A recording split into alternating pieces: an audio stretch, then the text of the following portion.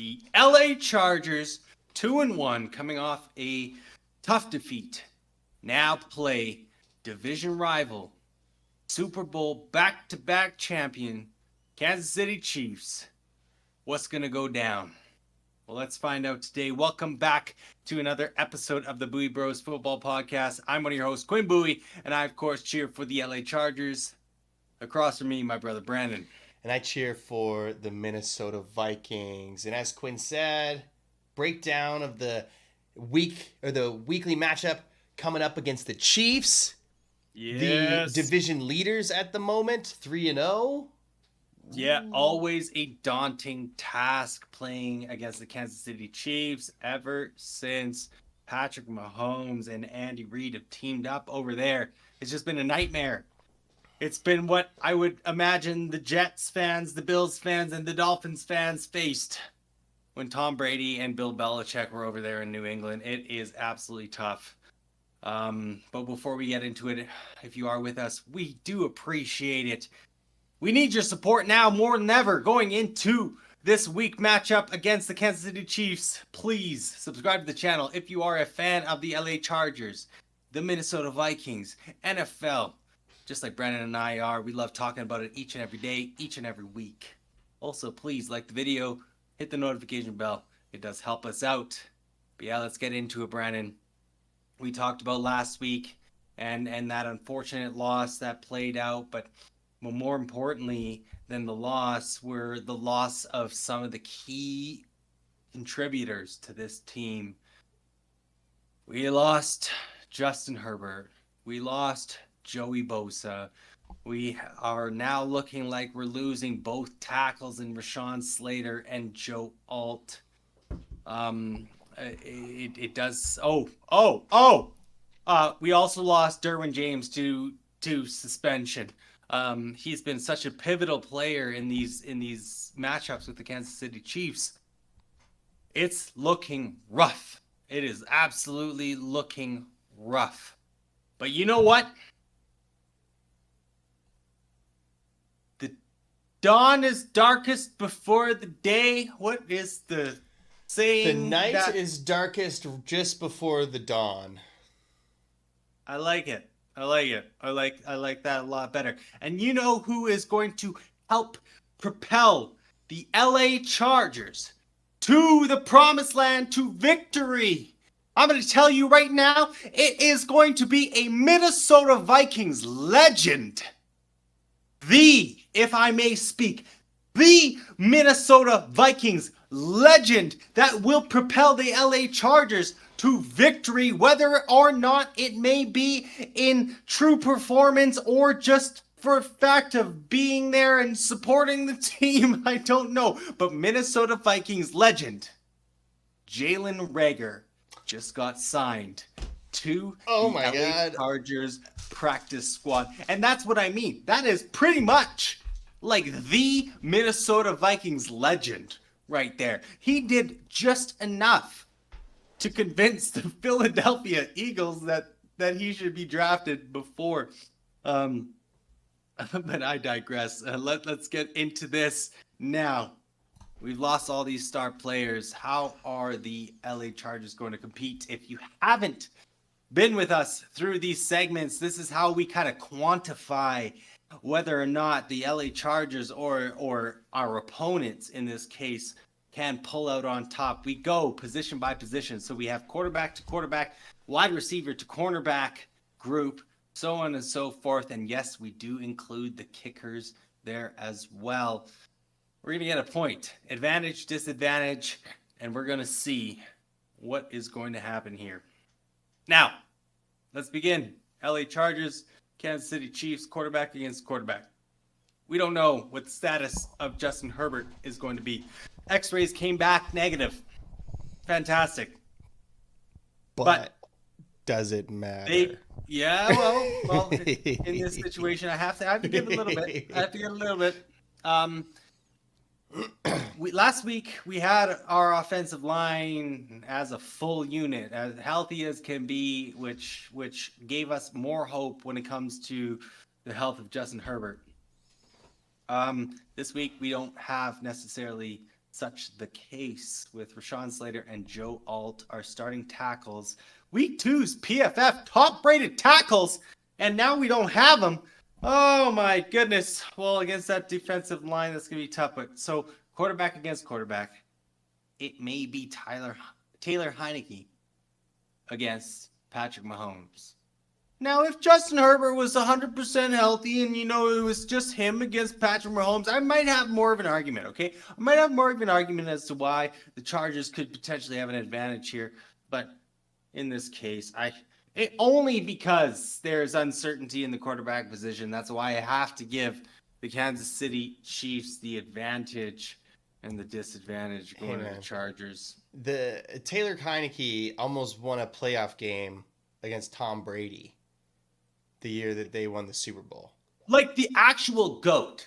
Yeah. The actual GOAT. Tayller Heineke's a dog, dude. I thought that's who you're talking Vikings legend. Vikings preseason legend, Taylor Heineke. And then, that's where I thought you were going before, but.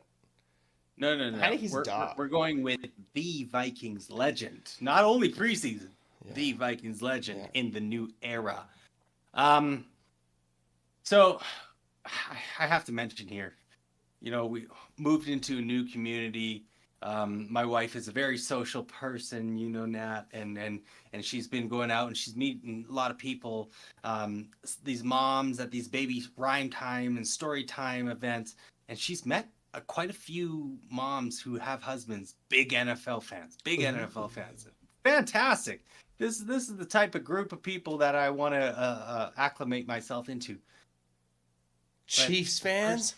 The first person that she decides to say, "Oh yeah, I'm going to the zoo. I'm gonna go and enjoy my time and spend quality time and spend." Her husband's a Chiefs fan. I've yet to exactly. I have yet to vet this guy, but this dude better have been there when Christian Okoye was leading the charge, because if he's this, I've been a Chiefs fan for a long time, since like 2017. That's like 7+ years. When Patrick Mahomes was drafted. Yeah, that's fantastic. Oh, God, yeah, I just had to get that in there at that point. These are the type of people that I'm being introduced to lately. Obviously, poor quality. If they're everywhere. They're everywhere. How did they multiply?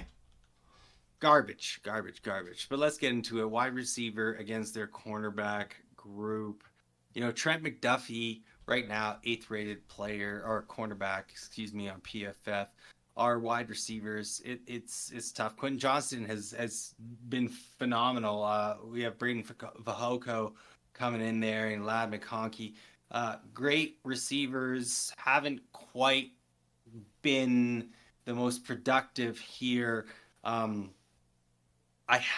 Even though who's the cornerback that went to the Tennessee Titans? Very good.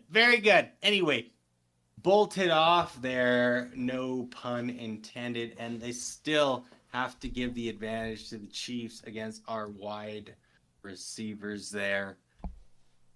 It's tough. Next, let's just get into it. We have our running backs against their linebacking core. J.K. Dobbins got brought back down to earth, last week against the Pittsburgh Steelers. Do I believe the Kansas City Chiefs play the same game? No, absolutely not. This week, J.K. Dobbins and a potential switch to rookie Kimani Vidal could potentially power, and I believe can be a solution to this tough labyrinth of a puzzle in the Kansas City Chiefs.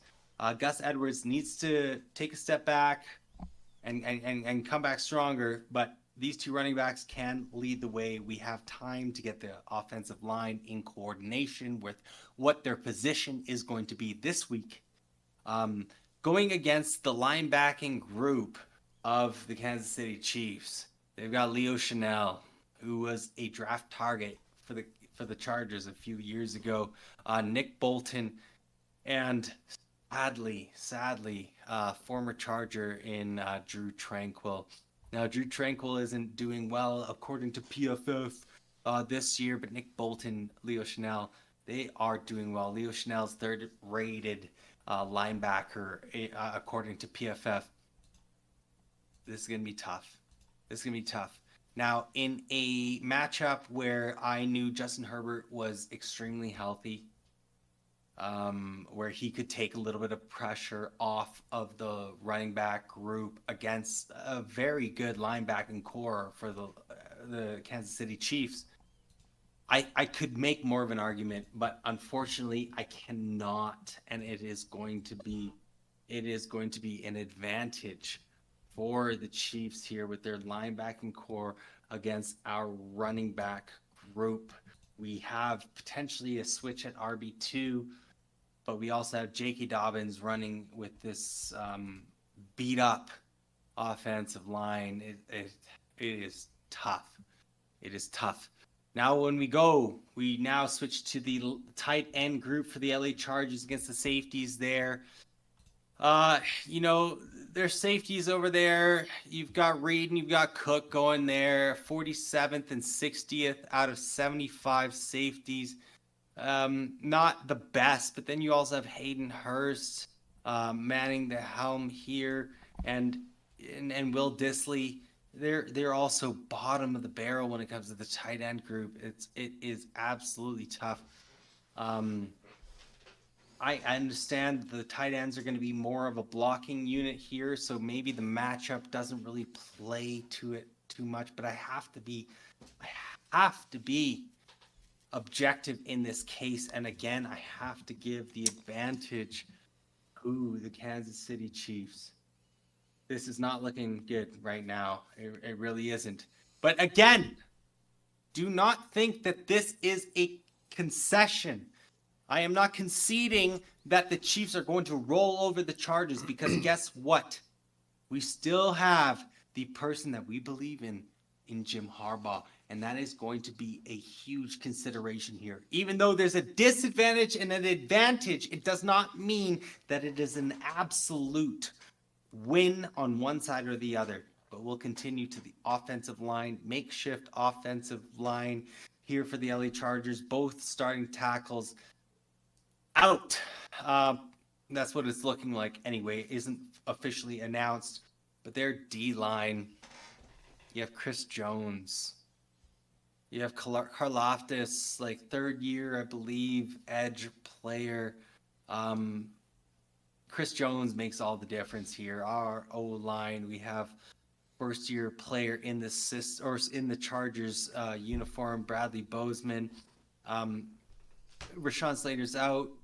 Joe Alt's out. I don't know what Trey Pipkins, if he's going to be left tackle or right tackle there. Zion Johnson, Jamari Sawyer. It's going to be a total new configuration. So just objectively looking at it, Chris Jones, healthy, disruptive as ever. Holy moly. After going through offense, well, it's a clean sweep for the Kansas City Chiefs. Let's switch to defense here. Our cornerback group against their wide receivers. Now, this is where things get a little bit interesting. Our defense has been the strength of this team going so far in 2024. Rashee Rice is somewhat of a revelation for the Kansas City Chiefs. Holy, what a game last week. Yeah. This guy, people got scared off of him in fantasy football because he had all these legal troubles or potential legal troubles. He has been an absolute stud for that team. Huge wide receiver for the Kansas City Chiefs, especially when Travis Kelce, their main receiving target, is having sad memes drawn up about him. Wow, how are we going to compete with that? Well, I'll tell you how we're going to compete with that. We're going to compete with Asante Samuel Jr. We're going to compete with Christian Fulton. Christian Fulton, 81.4 defensive grade. Third. Wow. That's badass. Wow. That is wild. We got, like, coming from the depths of the Tennessee Titans team, Wow. Jasir Taylor also 19th out of the 97 cornerback. So as a slot corner, he's going to be potentially more involved with Rashee Rice. But Xavier Worthy dealing with injuries there. Justin Watson, I believe it was. This is where the tides turn. Because Patrick Mahomes himself has come out and said that he is not playing his best football right now. And yes, you have Rashee Rice, but you've lost Isaiah Pacheco. You have these makeshift fill-ins there. Travis Kelce, long in the tooth. We said it this year. Hopefully, this is the year that he finally falls off, and it looks like he is. This is where the Chargers can absolutely take advantage, and that is exactly what I will give them here. First point for the defense. The cornerbacks get the advantage for the Chargers against the wide receivers for the Kansas City Chiefs. Now let's move to the linebacking core. Deion Henley, second-year player. We talked about him. We talked about his comments about Brandon Staley and the old regime. Number 0. Now, I've talked to you about this before, but if anybody else hasn't heard this, number 0 and number 1, those are the numbers. If you're going to wear those numbers, you better be able to back that up, because it's the Cam Newton effect, right? Yeah. And Deion Henley wearing number 0, well, he has shown up. He has absolutely shown up. He is rated 9th out of 77 linebackers. Denzel Perryman, an oldie but a goodie. That old reliable, that old yeller. I'm telling you, he's 31st out of 77, but he's the tackling machine. Everywhere he's gone, he has been 100+ tackles in a season. It is absolutely phenomenal. Now we go against their running back group.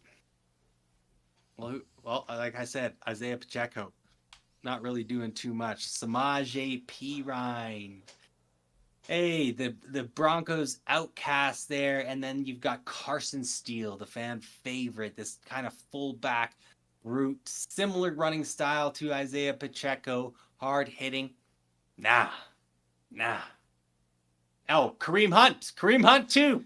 Coming back to the Chiefs, familiarity. Patrick Mahomes is like, I'm so happy I have Kareem Hunt, the baby kicker, or was it the female? Yeah, it was the lobby kicker. Oh God, these Chiefs, the AFC Cowboys.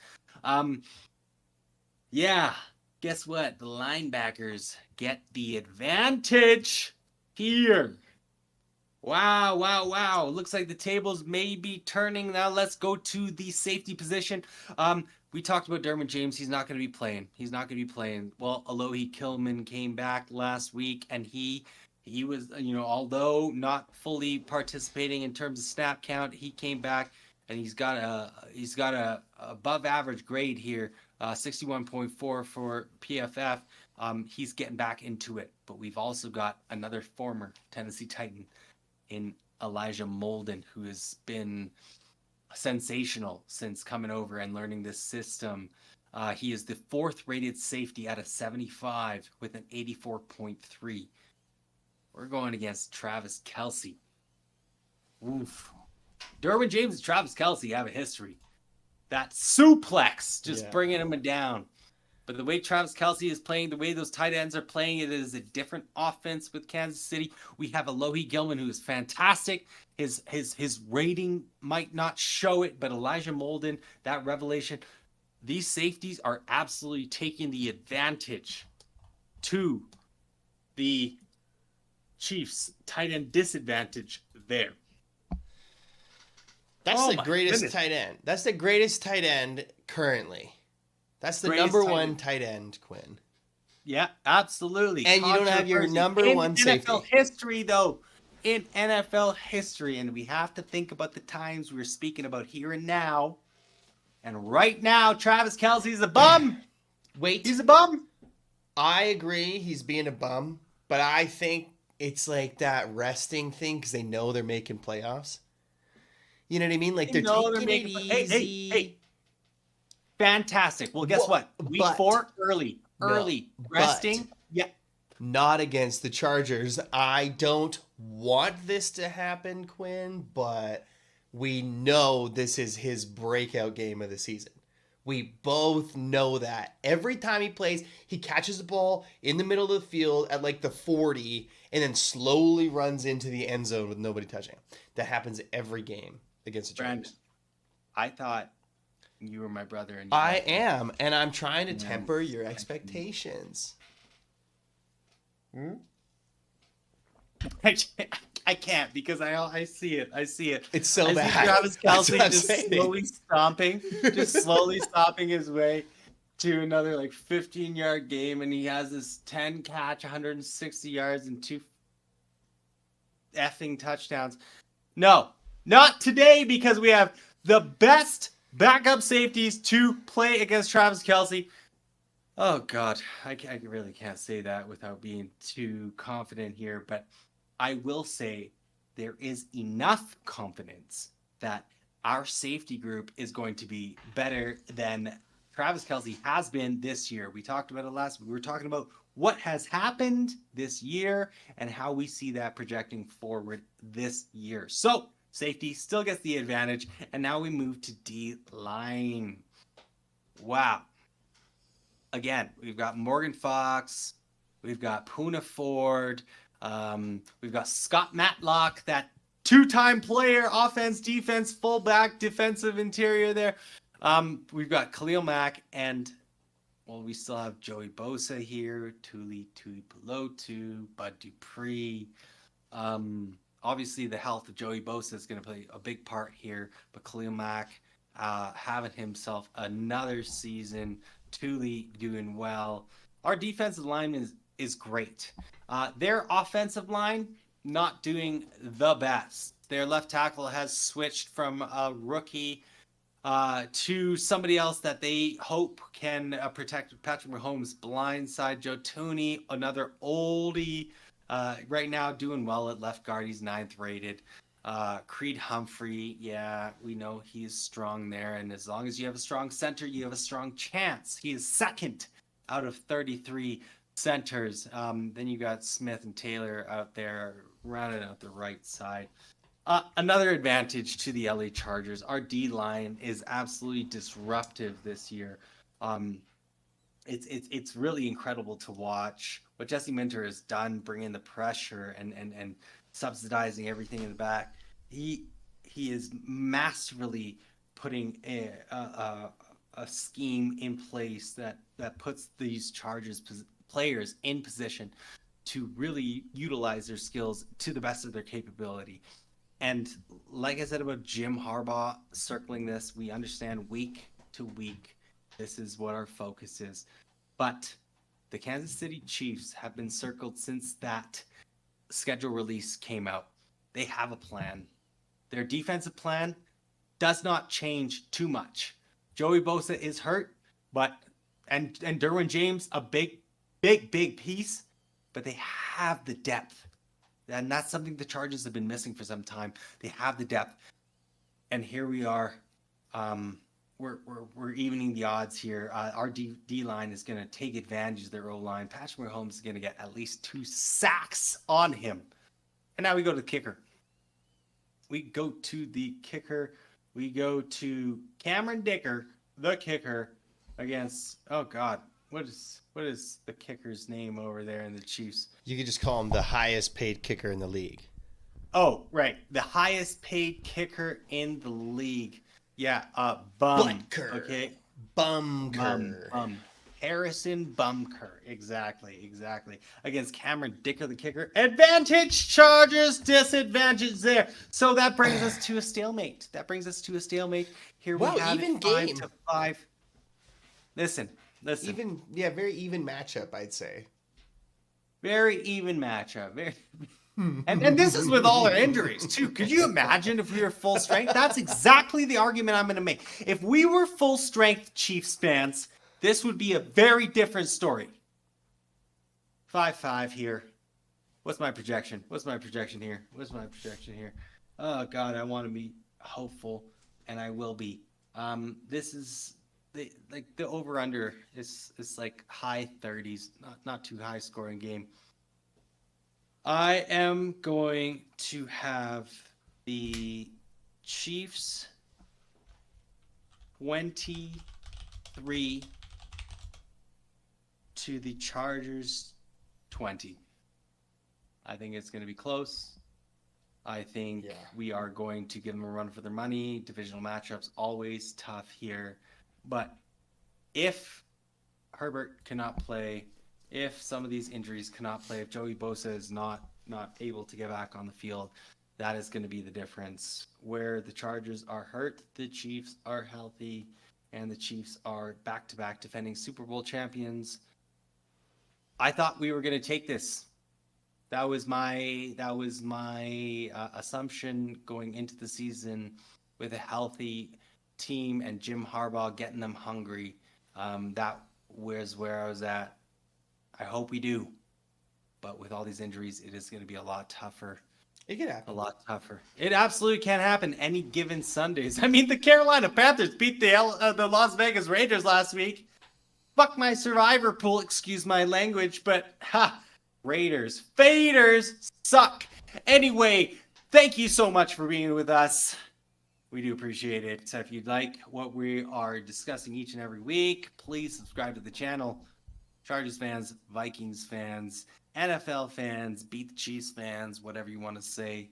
Thank you so much. Like the video, hit the notification bell. It does help us out. Brandon, send us off. Skol Bolts, people. Oh, Skol Bolts. Skol Bolts, baby. Bye.